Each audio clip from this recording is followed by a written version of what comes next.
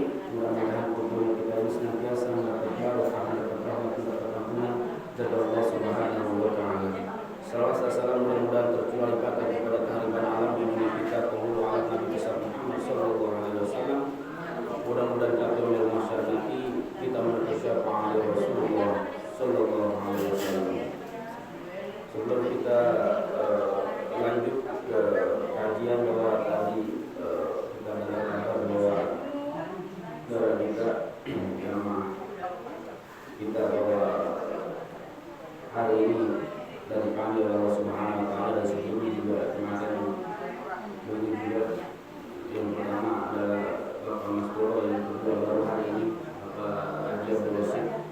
Mudah-mudahan beliau senantiasa dapat cucuran rahmat serta ampunan dari Allah Subhanahu Wa Taala, diterima iman Islamnya dan keluarganya berketabahan, kesadaran ketakwaan oleh Allah Subhanahu Wa Taala. Al-Fatihah. A'udzubillahi minasyaitonir rajim. Bismillahirrahmanirrahim. Alhamdulillahirabbil alamin. Arrahmanir rahim. Maliki yaumiddin.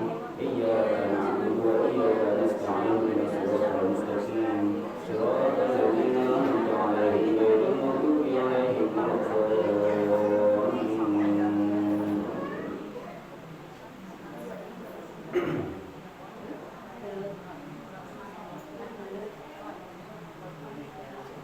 Baiklah ibu-ibu, kita masih bikin lanjutan masih mengulas yang kemarin, masih mengulas bahasan yang kemarin. Masih kita di kajian takrib, buat takrib atau kita kenal dengan makna al-subah, sarah daripada kita takrib. Alhamdulillah, minasyaitonir rajim. Bismillahirrahmanirrahim. Al-Fatihah.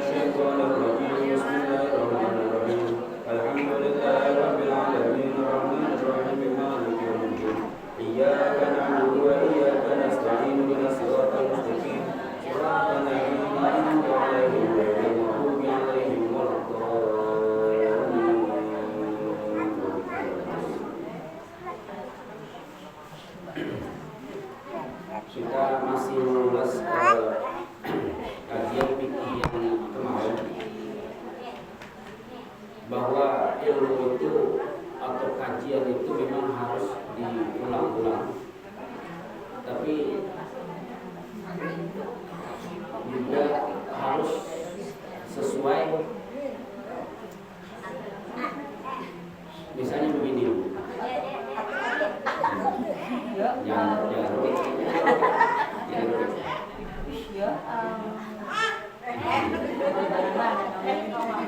jadi ilmu itu wajib.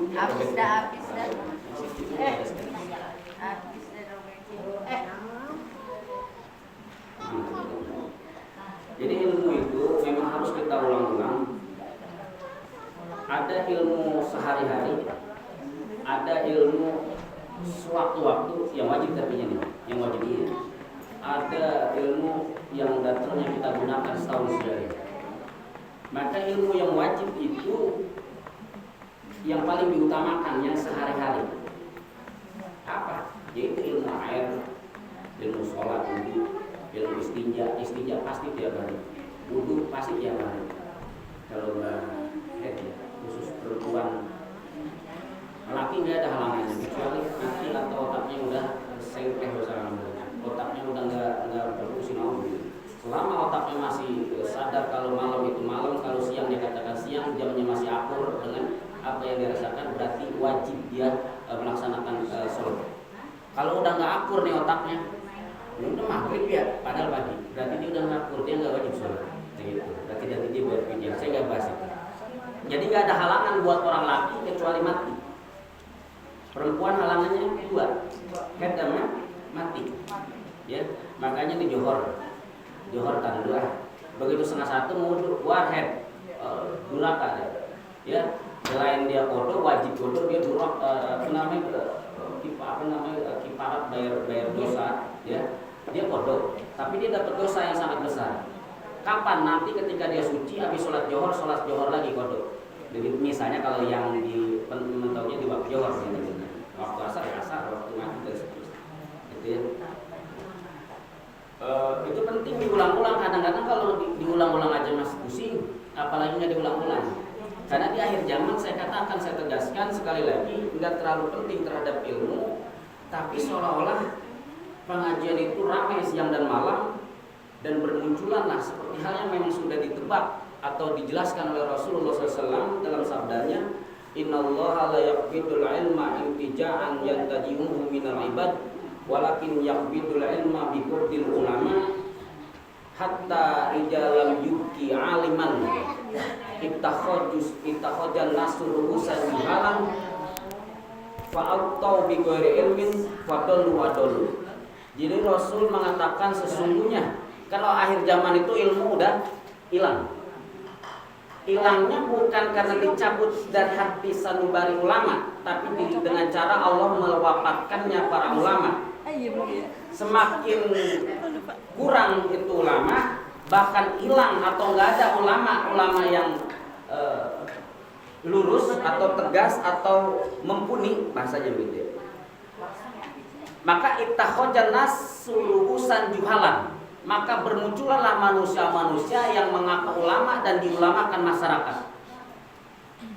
Udah ditebak sama Rasul. Jadi bermunculan orang-orang yang mengaku ulama dan diulamakan masyarakat. Ya. Berlanjut panggil ustaz, saja udah panggil kiai. Akhirnya apa? Pasuilu. Ketika ada orang nanya, malu saya nggak bisa jawab. Udah ustaz soalnya, gitu. Terus aja. Akhirnya dia jawab apa adanya, karena dia malu sama jamaah. Dijawab, akhirnya fatul wadul, sesat dan menyesatkan. Begitulah ungkapan dari Rasulullah SAW. Jadi emang bukan Rasul nyumpahin, emang ditebak bakal terjadi seperti ini. Kapan? Udah terjadi. Makanya udah nggak aneh, udah nggak asing. Yang dikejar oleh ulama, yang dikejar oleh ustazah, yang dikejar oleh kiai atau mubalik adalah kebanyakan. Ya, naudzubillah, mudah-mudahan kita terhindar. Ketenaran, nyari jamaah, nyari amplop, udah. Naudzubillah min dzalik. Yang penting intinya amplop, gue mau nyampein bener atau kagak, yang penting amplop. Yang penting gue punya nama. Inilah akhir zaman. Jadi nggak usah kaget. Padahal ini memang akhirnya apa?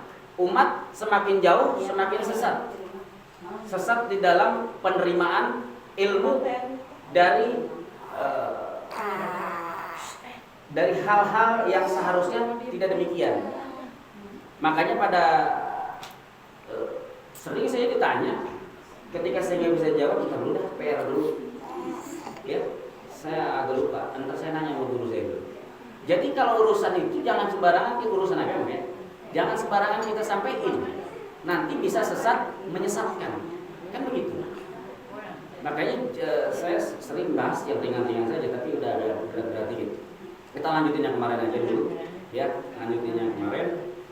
Jadi intinya teruslah kita pelajari lebih dalam agama kita, karena yang harus peduli sama agama kita, ya orang kita, orang Islam.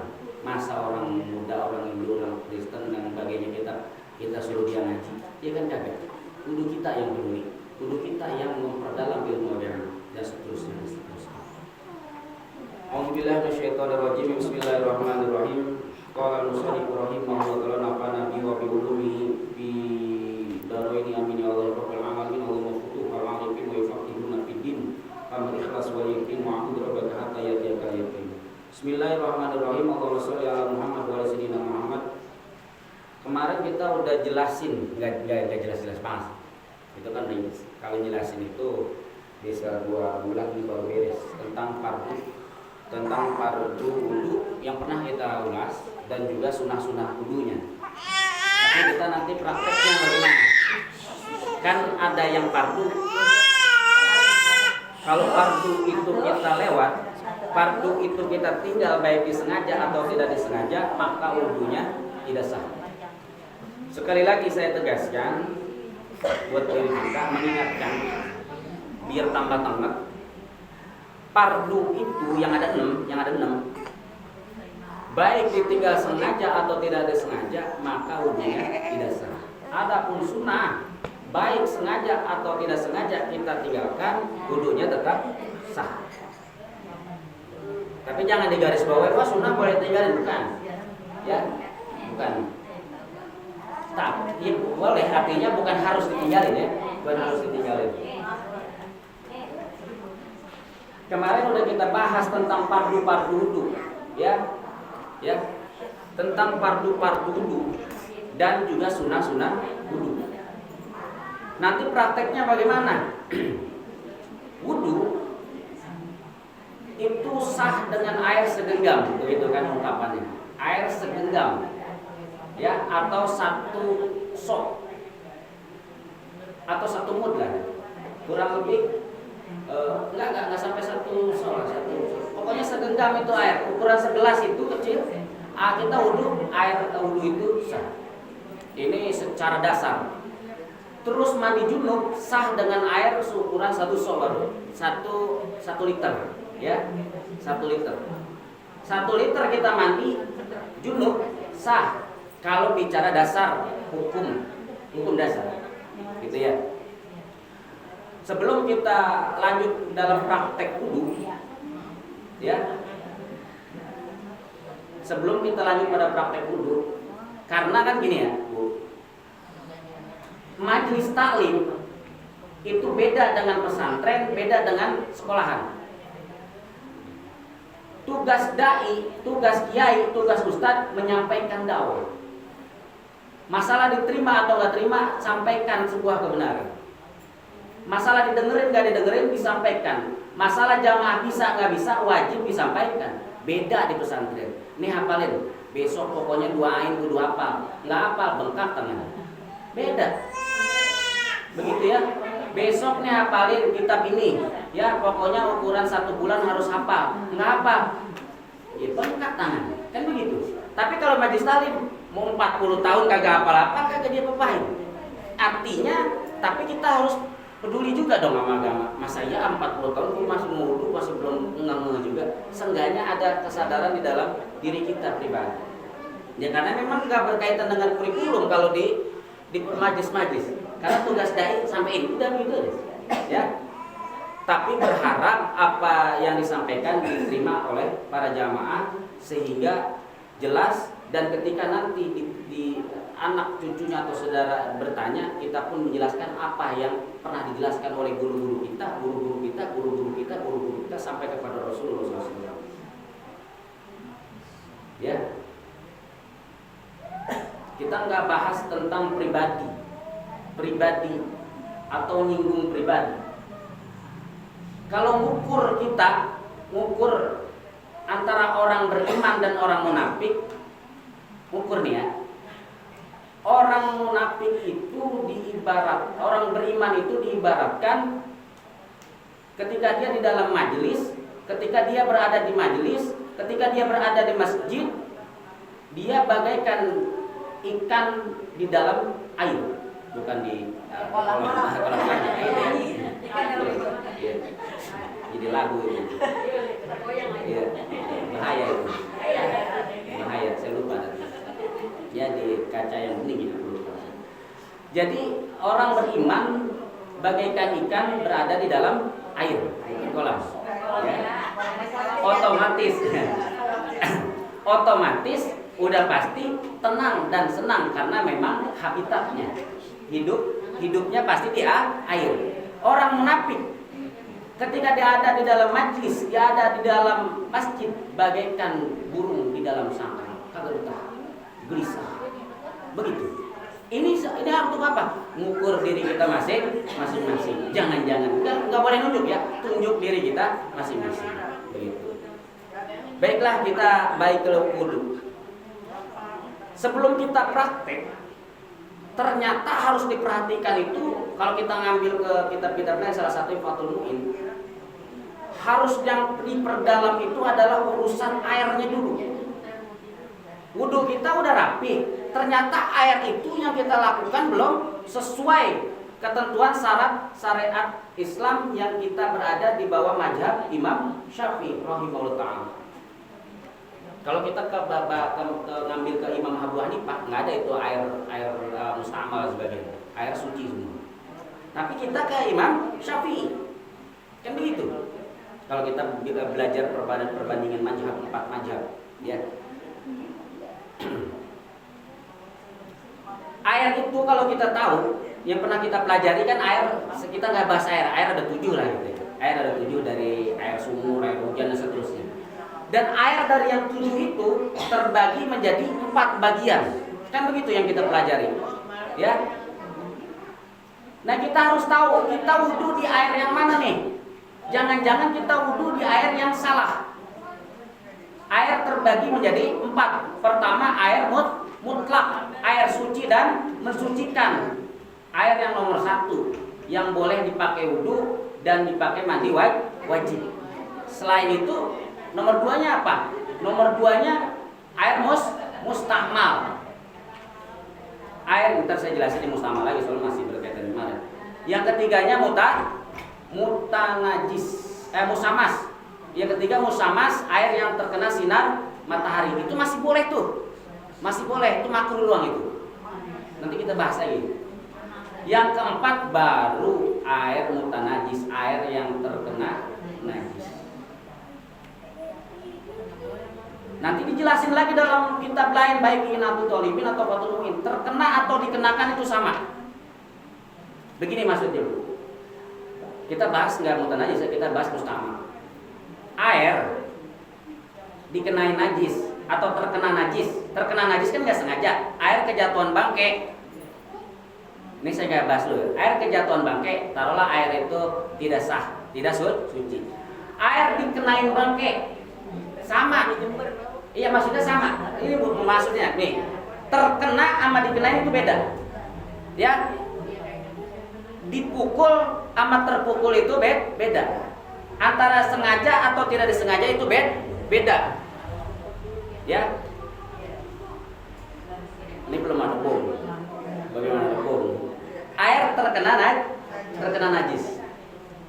Oh, berarti mau sengaja atau nggak sengaja itu bangkai masuk, baik yang lempar itu belum balik, tetap air itu najis.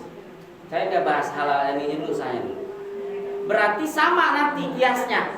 Ketika kita punya wudhu, baik kesenggol sengaja dengan yang bukan mahram atau sengaja disenggol, tetap batal. Ini kudu paham, Bu. Ya, takutnya kan gini. Kita punya wudhu, kesenggol udah pasti batal. Terus ada sengaja disenggol, dipegang, tetap batal.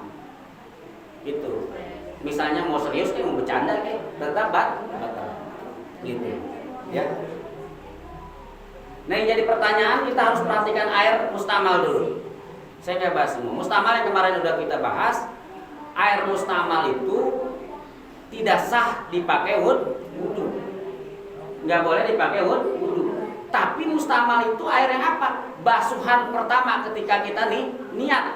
Selanjutnya itu air jatuh dari tubuh kita, cuci tangan, cuci kuping, itu air nggak mustamal. Itu air yang mustamal. Air yang mustamal jatuhan ketika nawaitul wudu alirofil hadasil asgor, gitu ya. Ketika itu air yang jatuh dari sini, itu yang disebut mustamal. Dan ketika jatuh ke wadah, otomatis wadah tersebut airnya mustamal. Begitu. Jadi pertama, yang kedua nggak mustamal, yang ketiga nggak mustamal, yang selanjutnya mau kuping, mau apa, mau tangan, itu tidak mustamal. Begitu pula mandi junub. Ya, mandi junub. Kita nggak usah bahas cipratan dulu. Yang mustamal aja dulu deh.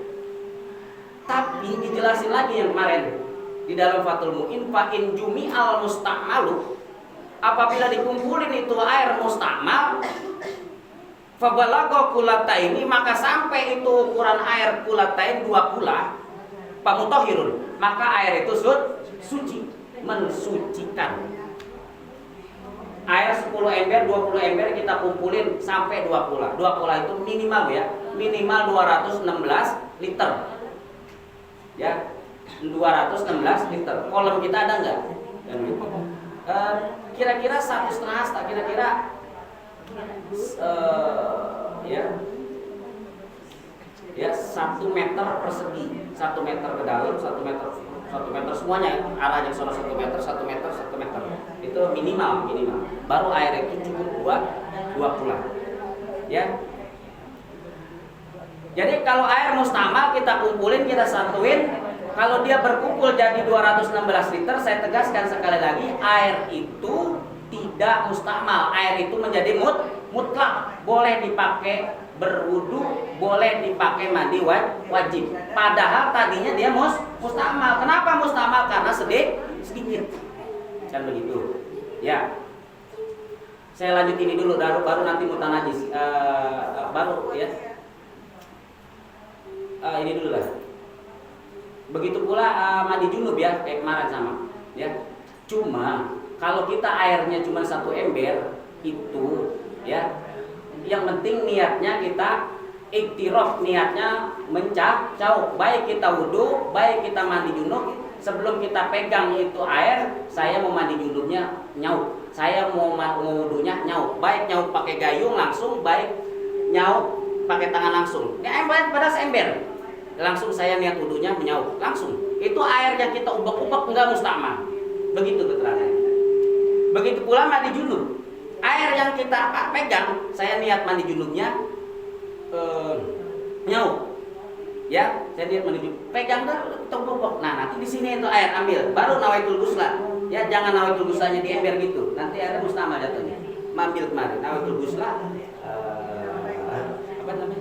Lirofil hadasil dan seterusnya, ya.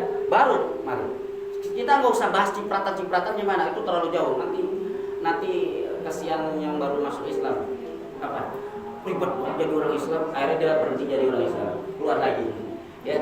Bahkan karena ada dulu ada jamaah baru masuk Islam 6 bulan gara-gara bahasa air terlalu jauh. Ini udah saya jauh, terlalu tinggi kan, terlalu tinggi. Bahasa air terlalu tinggi. Akhirnya dia berhenti lagi jadi orang Islam. Capek jadi orang Islam, ribet banget, bahasa air aja ribet. Makanya kalau orang mau alat ajarin, ya udah wudu. Udah bismillah doang udah. Gitu sholat, udah bismillah doang udah lihat. Entar lama-lama kita ajarin pelan-pelan. Ya begitu pula ngajarin orang yang baru sadar akan dirinya Islam. Dia 60 tahun umurnya baru sadar kalau dia Islam. Padahal dari kecil dia udah Islam. Cuma kalau saya sampaikan ini jangan sampai salah ketika nanti kok saya nggak sampaikan gitu ya. Jadi saya menyampaikan gitu ya. Jadi balik lagi ke ayat tadi. Jadi kalau kita wudunya seember nggak usah khawatir ya. Cuma yang jadi pertanyaan, kita kan habis wudu kadang-kadang ditadangin ke ember. Nah begitu kita pakai mandi dulu. Nah jangan-jangan tadi itu kita habis wudu di situ. Itu yang mustamal. Kecuali airnya itu mengalir-ngalir, airnya karena nggak ditutup-tutup selama sehari, itu airnya nggak mustamal, gitu ya. Itu bukan boros. Kalau air ngalir itu nggak mustamal, nggak ada istilah mustamal air ngalir selokan. Kalau air ngalir di keran berapa menit sih, berapa jam, ya seperti itu. Ini agak ribet. Cara mandinya, kita kan ngambil yang ijma cuma 2 rukun mandi. Rukun mandi ada 2. Apa yang pertama? Niat. Yang kedua ngeratain air ke seluruh tubuh, di seluruh badan. Kalau di keterangan lain 3. Sebelum itu kita hilangin najis, kotor najis. Tapi yang lebih kuat itu 2. Syarat kita mandi junub, kita bersihin dulu. Ini biar nggak salah. Jangan habis kita bersihin, jangan pakai sabun dulu, jangan pakai sampo dulu, walaupun udah basah. Ini kita bersihin dulu, mohon maaf ya. Baik perempuan atau laki kita bersihin. Baru tuh niat nawaitul ghusla.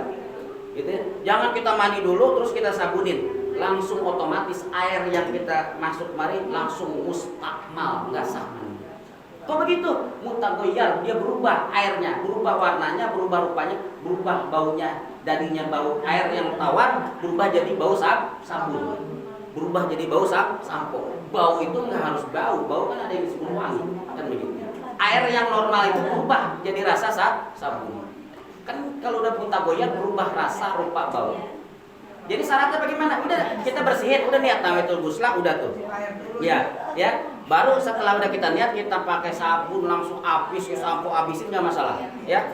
Langsung. Yang penting niat pertama jangan pakein sabun atau sampo. Kalau udah pakai sabun, pakai sampo baru niat, maka otomatis airnya mustakmal. Jangan-jangan kita begitu. Kan takutnya, kan begitu. Takutnya kalau kita udah tahu anak kita, saudara kita kan belum tahu, kan begitu. Pentingnya begitu. Oh begitu, otomatis airnya kena sabun mustamal, mutagoyar, berubah. Jadi bersihin dulu badan kita, baru nawaitul ghusla dirofil hadasil akbar, anjamil badani, anilah ini boleh, wafadlillahi ta'ala. Pokoknya saya lihat kalau ribet banget, saya lihat mandi hadas besar wajib kena water, guyur semua. Ya, udah, best terus pakai sabun. Sabun dan sampo itu cuman syarat. Syarat apa? Syarat kita orang Indonesia. Ya, syarat fikih nggak ada ya. Dulu mah kayak orang tua kita pakai merang katanya. Kita mah belum ngalamin. Ya, pakai merang katanya ya. Mana pakai merang? Gatel apa? Ya. Saya bayangin. Tuh kan? Tuh. Sekarang nyari merang di mana? Ya kan begitu. Jadi sampo dan sabun cuma syarat. Sekarang kita mandi junub nggak pakai sampo, nggak pakai sabun sah, cuman kagak enak banget kayaknya. Kan begitu. Kayak belum mandi, kan begitu. Ya. Ya. Nah. Jadi intinya begitu, mandi junub. Ya. Kalau mau aman lagi pakai shower. Pancoran di atas dah, pancoran di atas, grojogan, nggak usah shower, bahasanya keren banget. Pancoran di atas, tidak enak punya gitu. Kita nggak perlu itu lagi, sama, ya. Ya.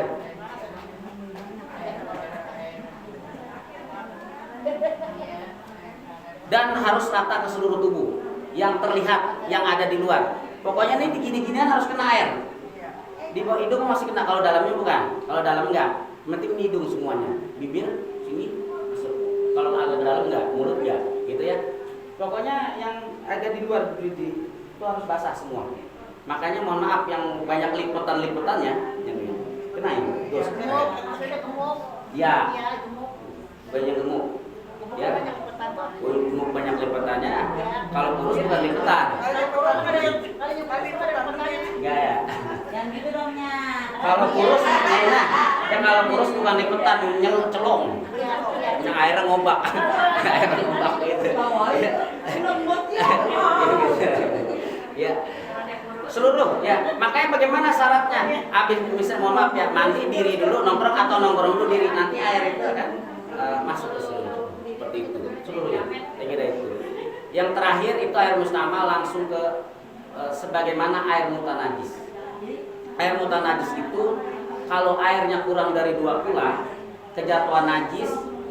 Tapi kalau najisnya dimaaf, itu airnya kurang 2 kula, maka airnya itu belum tentu bisa menjadi najis. Belum tentu bukan berarti nggak bisa ya. Pasti juga bisa jadi najis. Nih biar tengah. Air kurang 2 kula, kejatuhan najis yang dimaaf. Kalau najis yang nggak dimaaf, otomatis walaupun yang kurang 2 kula, otomatis air itu langsung mutan najis. Air itu nggak sah dipakai wudhu. Air yang kurang 2 kula, kejatuhan najis yang dimaaf masih bisa sah. Air yang kurang 2 kula, kejatuhan najis yang tidak dimaaf, maka otomatis air itu langsung mutan najis, tidak sah.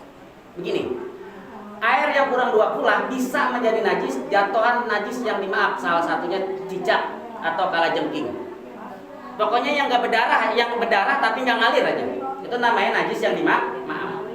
Dia kurang 2 kula, lihat dulu berubah warna rupa baunya nggak. Kalau berubah dia kurang 2 kula, kalau dia berubah maka otomatis mutan najis, tidak sah pakai wudhu dan mandi junub. Tapi kalau dia airnya tidak berubah, walaupun kejatuhan cicak 1000 bangkai cicak, kurang 2 kula nih, tapi nggak berubah, tetap sah pakai wudhu.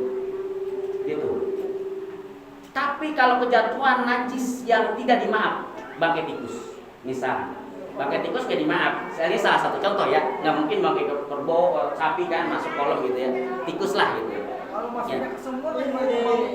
Nah, nanti ada caranya, ya.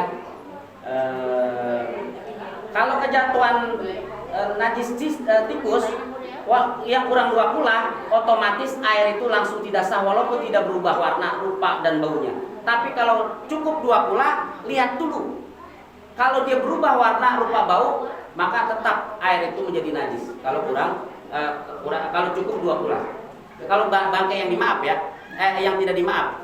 Tapi kalau bangkai yang dimaaf itu lain ceritanya. Orang yang kurang 2 kali aja masih sah. Ini agak ribet terus saya jelasin agak lama. Dikit aja lagi. Tadi bangkai, ya. Yang penting kita ada etikat buang bangkai tikus dulu. Setelah itu baunya masih ada, nggak masalah, itu tetap sah. Kenapa? Dia mengalir, airnya itu mengalir. Yang penting ada etikat, kita buang sumbernya dulu. Walaupun masih bau tetap sah, seperti itu. Ya.